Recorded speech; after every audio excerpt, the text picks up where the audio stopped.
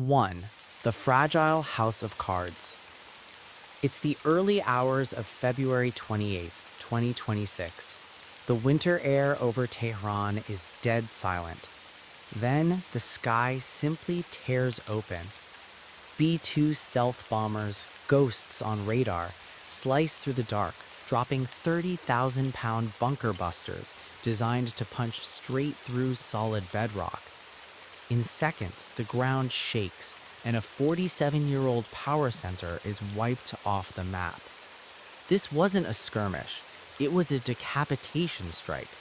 The goal was brutally simple: take out the brain of the regime and force a total collapse.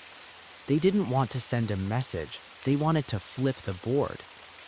People are asking how a terrifying theocratic empire crumbles so fast. The truth? The worst collapses always start from the inside. Let's back up. On paper, Iran looked untouchable. They'd built an axis of resistance stretching across Syria, Lebanon, Iraq, and Yemen. They had 3,000 ballistic missiles and swarms of drones. To the outside world, they were an iron fortress. But peel back the armor, and the country was a pressure cooker screaming before the blast. Daily life had become unbearable. Go to a grocery store and prices were jumping while you shopped.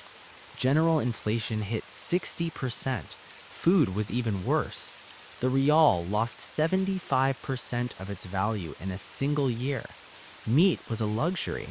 7 million people were going hungry, and power blackouts were plunging entire cities into the dark every single day. Then there was the suffocation. Young people were risking their lives just to exist. A brutal chastity and hijab law brought digital surveillance, massive fines, and violence over how women dressed. That pressure exploded in the nationwide protests of late 2025 and early 2026. Millions hit the streets. The government responded with a massacre, killing tens of thousands of its own citizens in days. The disconnect was total. As one dissident pointed out, the people in the streets weren't chanting against America or Israel anymore. They were screaming, "Death to the Islamic Republic." It's a textbook case of the sunk cost fallacy. You might wonder why a government with a starving population and a crashing economy kept pouring billions into underground nuclear sites and hypersonic missiles.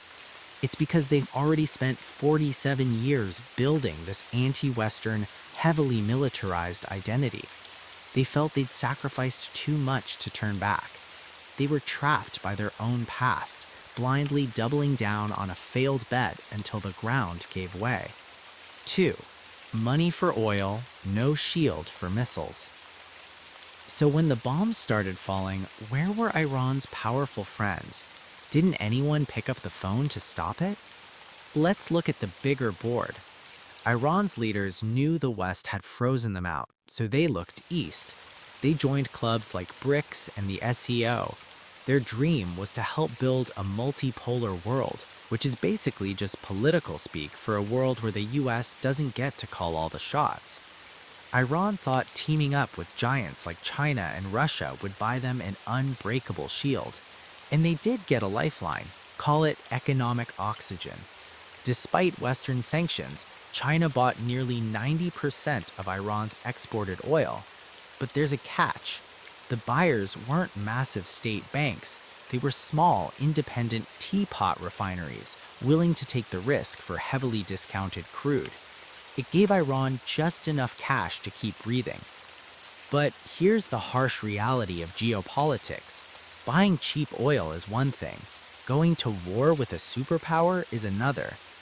When the US and Israel actually launched Operation Epic Fury, Iran's allies didn't send troops. They didn't send warships to shoot down the missiles. Sure, Russia and China had sold them weapons before, and sure, they made loud, angry speeches at the UN. But when it came to a life or death fight, they stayed home. Why? Strategic patience. It means playing the long game. You stay calm, let your enemies exhaust themselves, and watch the chaos from a safe distance. China and Russia realized stepping in could spark World War III. Worse, they probably decided a weakened Iran was actually useful. It keeps the West distracted and drains American resources without costing them a single soldier. It's a brutal lesson. In global power politics, there are no friends, only interests. Iran had a lifeline, but when midnight hit, they had no military umbrella. They died alone. 3. The power vacuum and the thrones. The king is dead. For nearly 37 years, the supreme leader held absolute control over the military, the courts, and the media. When those bunker busters leveled his compound, that era vanished in smoke. When an absolute dictator disappears, you get a massive power vacuum. It's an empty room where leadership used to be, and everyone immediately rushes in to grab a chair. Officially, there's a backup plan. A temporary council, including the president and a few hardliners, stepped in, but that's just window dressing. Behind closed doors, a real-life Game of Thrones is happening right now. An exclusive group of 88 clerics is supposed to pick the next leader in secret. But who are the real players? One major contender is the late leader's second son, Moshtaba. He doesn't have the highest religious rank, but he has something much more dangerous: deep ties to the Islamic Revolutionary Guards Corps. This is a military force that controls 40% of Iran's entire economy. But here's the twist. Without their central boss, the IRGC might just splinter. Right now, hundreds of mid-level commanders control their own fiefdoms, troops, and weapons. Will they bow to a new government, or will they turn into independent warlords protecting their own turf? While the elites fight over the scraps of the crown, the streets are a different story.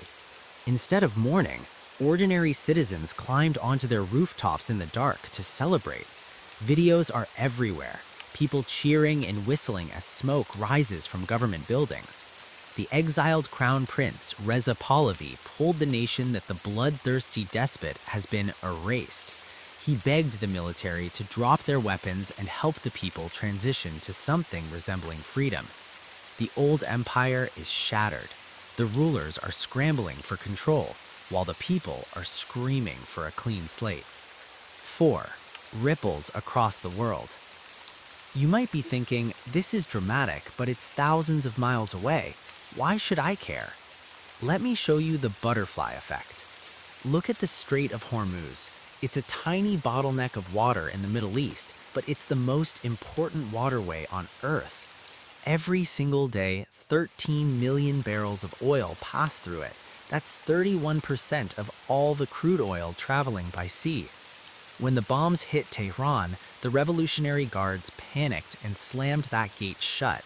They'd already prepped underwater mines, fast attack boats, and subs for this exact scenario. Suddenly, the world's most critical supply chain snapped. When oil stops flowing, the price of crude skyrockets. Experts are already warning it could jump past $90 a barrel.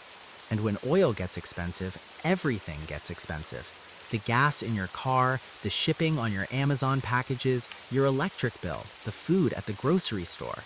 It all jumps overnight.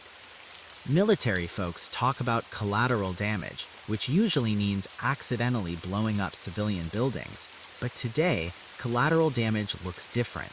The bombs dropped in the Middle East, but the economic shockwave hits a 25-year-old trying to pay rent and buy groceries in Asia or Europe. Analysts are calling this energy disruption the single most dangerous consequence of the whole campaign. A drop of water in the Middle East just triggered a tsunami in the global economy. 5. A new dawn or a darker night. As the dust settles, the big question is, what happens next? This nation of 90 million people is standing at a cliff. On one side, there is incredible hope. This is a country with a 2,500-year history, a highly educated middle class, and millions of brave young people who just want a normal life. For the first time in half a century, they have a shot at rebuilding. On the other side, the danger is terrifying. Without a clear leader, those military commanders could easily devolve into warlords. If this goes wrong, Iran becomes a failed state, a place where the government collapses, the water and power stop running, and civil war tears everything apart. The old empire is shattered. The rulers are scrambling for control, while the people are screaming for a clean slate. So what do you think? Did this 40-second strike bring a new dawn for the Middle East, or just the start of a much darker night? Let me know in the comments. If you liked this breakdown, don't forget to subscribe. See you in the next one.